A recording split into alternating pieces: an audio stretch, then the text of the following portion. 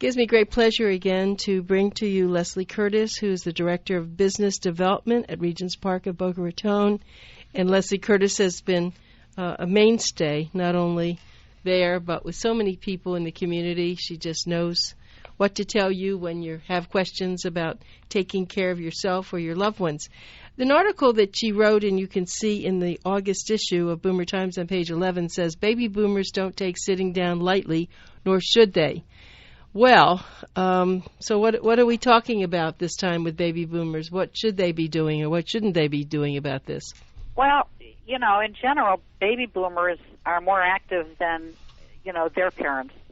I think that, in the past, people just thought, well, when you get old, you're not as active, and, you don't remain active. And baby boomers aren't like that. They want to stay active. They're still out there golfing and playing tennis and doing all those things. And obviously, as they do those, their bones are still getting older, and they need a lot of times, total knees done or, hips replaced because they do want to stay active. So we're seeing a whole lot more of those kinds of surgeries coming into us post-operatively for rehab services. And, their goal is to return to their prior lifestyle with a new knee or a new hip or shoulder, because they want to go back to playing tennis or bowling or whatever their passion is. So it's very interesting.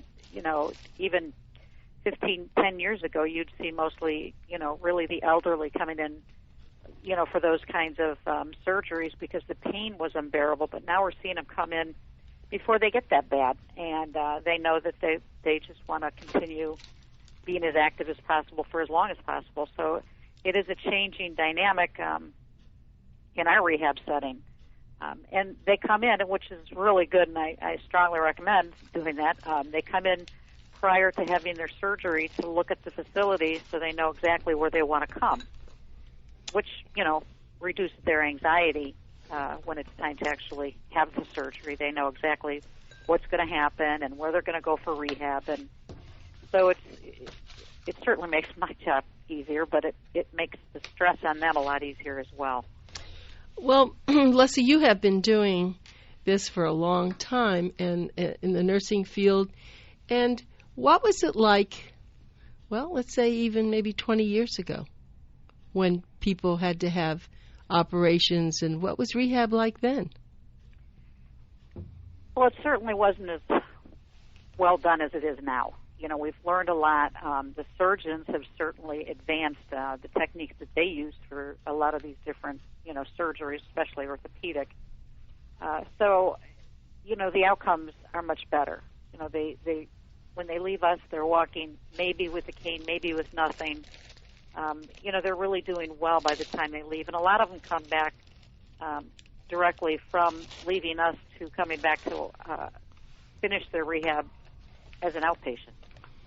So they do better, and they do it faster than say, 20 years ago.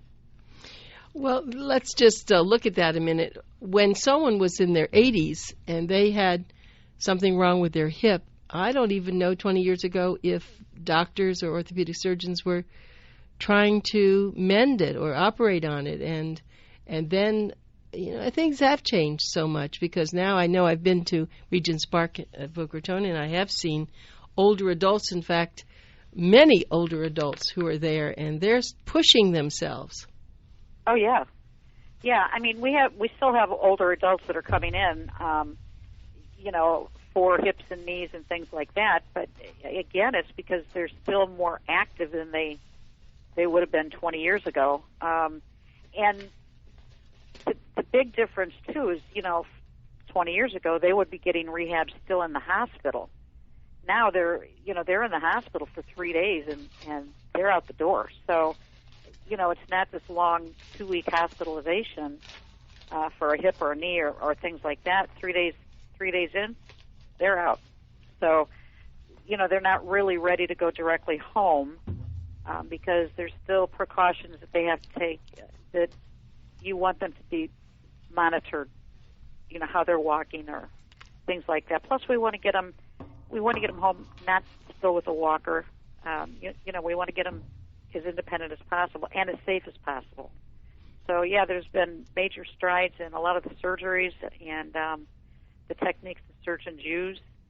And, again, the baby boomers, they're getting this stuff done. I can't even tell you how many people, 65, they hit Medicare, boom, they're getting that knee done. Or, and even under. I mean, we see several that are still, they're still working and they're getting these joints replaced. So it's, and then, we also have the patients that, had cardiac surgery or maybe were motor vehicle accident or ended up just with surgery that they weren't anticipating coming to us for rehab services. So it does make a big difference. That's good. I'm glad you brought that point up.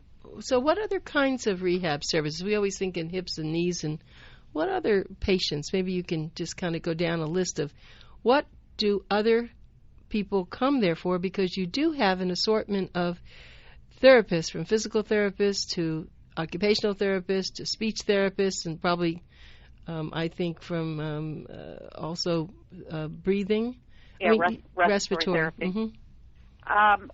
Obviously the orthopedic kind of patients, but we see patients that have come in after they've had a stroke, and generally those would require all the disciplines. Patients that may have had an exacerbation of Parkinson's disease, and so they've had a functional decline, and then we'll get them in and try to get them back to their prior level of functioning. Like I said, accidents, or they may have broken several different bones that need to be, they've been surgically repaired, but now that we need to do the rehab to get them stronger. Just about anything you could be in the hospital for, because if you stop and think about even someone younger, if you're home for a week with the flu, you feel weakened and run down. Well, if you've been in the hospital for 3 to 5 to 6 days, there's a reason you were in the hospital, and you're really run down. So people go home, and unfortunately when they go home too early, or they decide that they're going to go right home from the hospital, their incidence of falls is dramatically increased, and then they end up back in the hospital, to repair that. So it really is, when a physician tells them you really should be going to rehab, they need to pay attention to that. It's not that anybody wants to have to go somewhere after the hospital, but they have to be safe before they go home. Isn't it true, though, years ago, the rehab occurred in the hospitals? Right, exactly.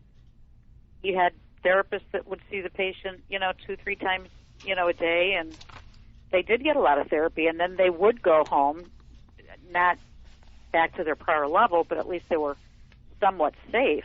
But now, I would say, literally the majority of our patients, they get a physical therapy evaluation, that's it. And they're coming to us. So that's not enough to make you safe.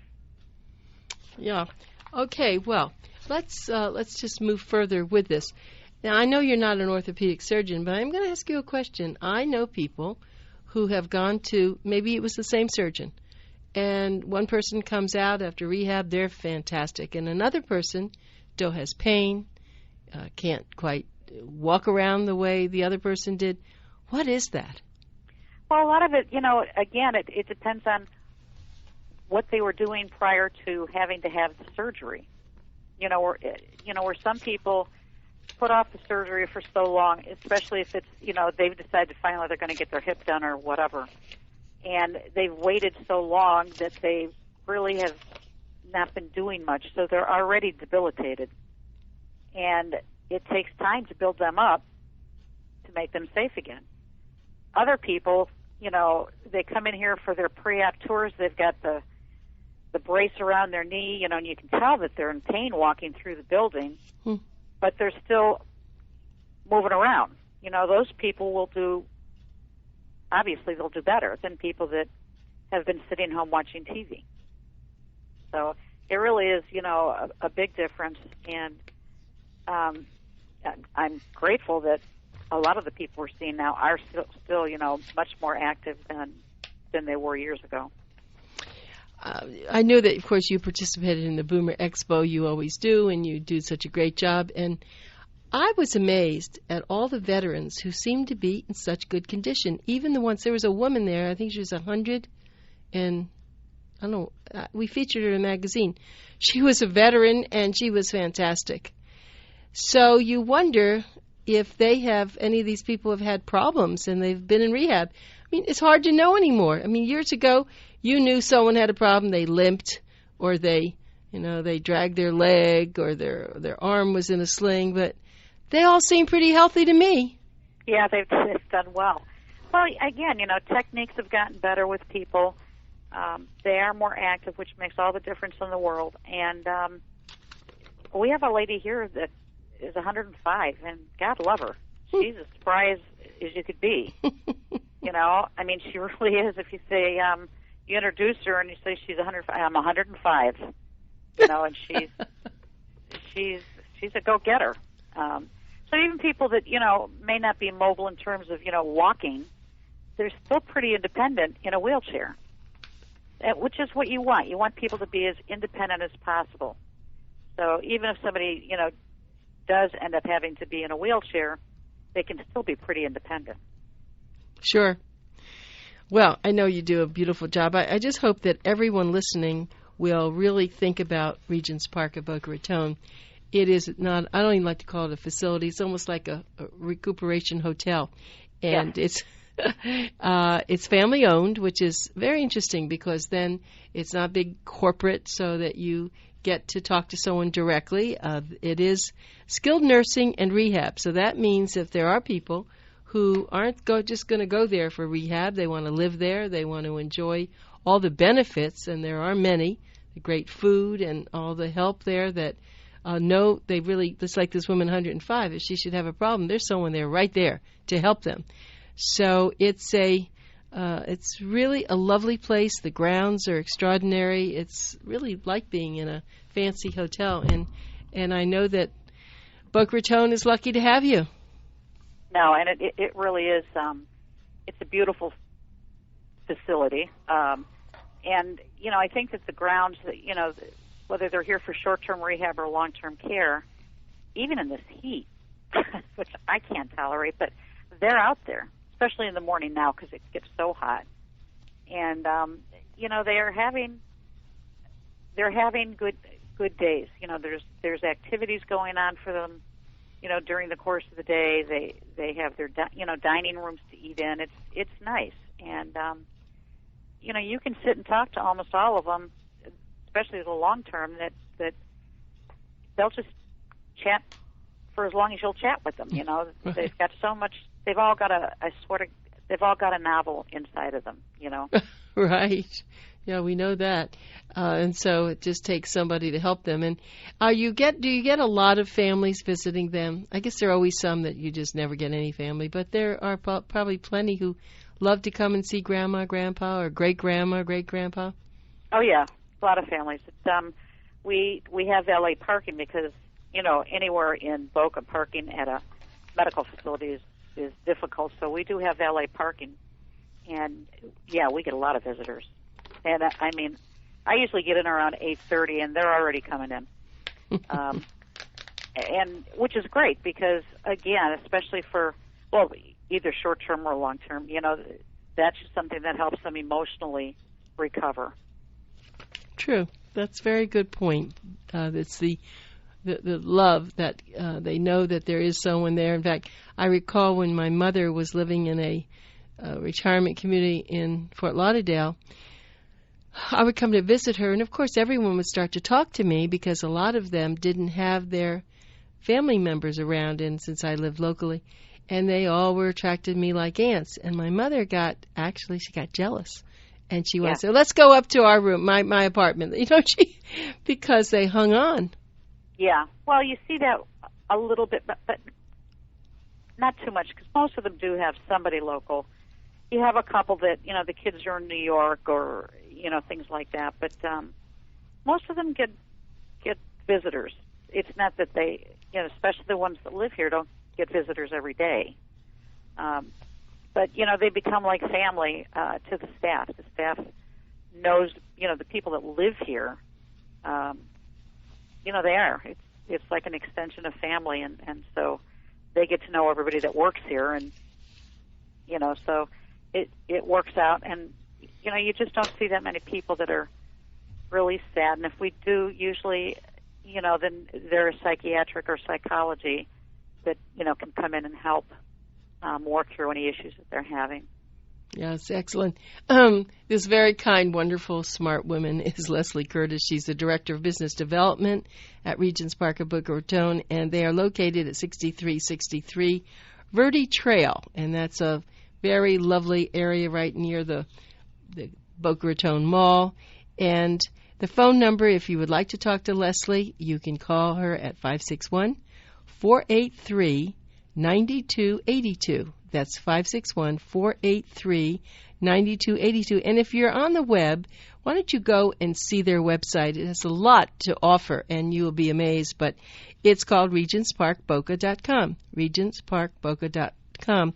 One thing I noticed that you do have a lot, and I love the little cooking classes that you have. And, of course, you have activities. You have dogs, pet therapy, dogs that come in. And, of course, I just adopted a little dog, and so if I brought my dog there, everyone would go crazy. Maybe you have to do that, right? Yeah, absolutely. They love when the pets come. I mean, they really do. Well, who wouldn't? They bring these cute little dogs, and this one gentleman comes with these big, I don't know what kind of dogs. They're Malamute or Alaskan Husky. He comes and he plays the piano. Who plays piano, the man or the dog? The man. When you said, you said the man and the dog. But then he brings them around to visit with the residents. What does the dog do while he's playing piano? He lays next to them, and they're beautiful. So, they love it.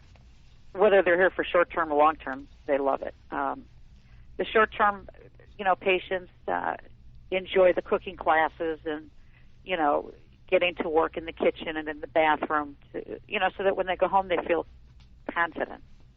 The biggest fear when people are leaving is that they're going to forget how to do something. So we can have them do it in the areas that we've set up where they can take a regular shower. They can. It's a simulated, bathroom. Not simulated. It's there. It's a bathroom that they, can do laundry after we have the washer and dryer. So they, when they go home, they're pretty comfortable with what things they're going to, have to accomplish. And you also help them get into a car because some of them have to drive. Yeah, and let me tell you, that's people think, oh, you get in the car. It's not that easy if you just had hip surgery. There are different techniques so that they can get in and get out safely. So yeah, we work with them on car transfers, all those things, activities, daily living. Getting dressed. I mean, people don't think about it. Again, I'm using a hip a lot, but, you got to get your pants on. It's not that easy. So there's a lot of things that go into getting these people safe so that when they get home, they're safe. And we don't, the last thing you want to hear is that somebody you discharged ended up back in the hospital because of, and usually if they do end up back in the hospital, it's a fall.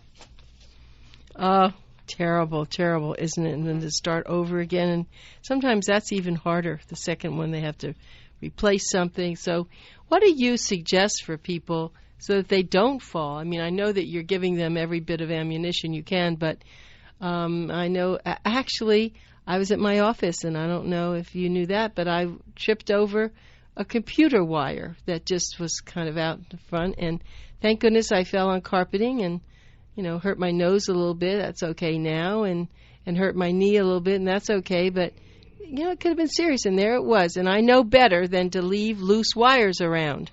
Right. Well, and those are the things that before they go home, we talk about with them, do you have carpets or do you have throw rugs? And that's when, we can get family involved to, pull up the throw rugs because that's not safe if they're going to be using a walker for, or a cane. Just those little things. Do they have pets? Big reason people trip is they trip over a pet. I can tell you that because I've done it twice. It's true. The pet darts right under your feet, and boom, there you go. Because you don't want to step on the pet, so you end up going down. So, it's getting the help in the home that they need once they get home, and just reminding them these are the things you just really have to be careful of. You bring up a good point. What if someone has a pet and they come into rehab? Can they have the pet there? They can't stay here 24/7, but they can have the pets come and visit. So someone who would bring the pet, and then they would visit, and then they go home, and then they come the next day or whatever they want, as long as I guess they're clean and they're clean and up to date with their shots. Right. Usually the pets that come are dogs. Right. Because cats are cats. Having both of them, I can't even imagine somebody trying to capture my cat to put her in a cage to bring her to see me. They would never do it a second time because she would let them know she wasn't happy with that ordeal. But usually it's dogs. Sure. Yeah, and I would think that would be really nice for both to do that. Well, you really have a very flexible program. I must say that you years ago, you couldn't even bring babies into hospitals, as you know. Right. But now it seems that, and I just go to hospice for a minute, that hospice was famous because you could bring your pets there, you could bring your children there, and I always thought, well, why can't you do this in the hospitals? So, but there is a change now in that whole law or something, isn't there? Yeah, I think in hospitals, the only time they really allow them, and I could be wrong, but is if it's a service dog. I think more of the skilled facilities are allowing pets to visit so long as they're, like I said, up to date with their shots and all that stuff. It's just so good for the resident, especially, they've had this dog for 10 years or ever how long. They love their animals. So, it's really good for them to be able to have them visit and, spend some time with them. And children, too. Children, so long as they don't have a cold, or things like that, or flu-like symptoms, then we ask them to not come and visit if they're sick. Oh, yeah, they bring the germs in. That's true, and you have to be very careful. Right. I just want to go over something again. So we did that pretty fast with a physical therapist and an occupational therapist, speech therapist. Does the speech therapist come along with everything? I mean, if you had a hip fracture, you really don't, in a hip operation, you don't need a speech therapist, right? No. Unless, again, if you're looking with somebody that possibly fell with Parkinson's and they've had a decline with their Parkinson's, speech would probably evaluate just to make sure everything's okay. I know we've talked before about people that are at home with something like Parkinson's and they're already silently aspirating. So they get in the hospital and, they may evaluate them. At that point, we find out that, yes, they are slowly, silently aspirating. So speech will pick those individuals up and work with them and try to get them, back to where they were. That's extremely important. And I was thinking about speech therapy with stroke victors, and you have stroke victors there. And so let's say someone has a stroke, they go to the hospital, and then we call them a victor when they leave the hospital. I mean, they've made it. Now they're in for some very serious rehab at Regents Park of Boca, aren't they? Oh, yeah, absolutely, because they're looking at, very possible swallowing issues as well as some cognitive issues, and speech works with both of those. So whether they're having trouble speaking or they're having trouble swallowing, they slowly work with them to try to continually upgrade their diet so that they can go home, still being able to eat safely. With patients with strokes and things like that, it would be heavy-duty speech involved as well as PT and OT. So put your nurse hat on for a moment. When do you start feeding people thickened food that they can't swallow? What determines that? Generally speaking, they have a swallowing evaluation. Usually somebody like that would already have one done in the hospital, and they probably already have them on thickened liquids or, different kinds of diets. And then our speech will pick them up at that point, and then usually in a couple of weeks they'll repeat that swallow and evaluation to see the progress that they've made, and then at that point they can upgrade the diet. So it's usually more than just one swallowing test that they'll have done.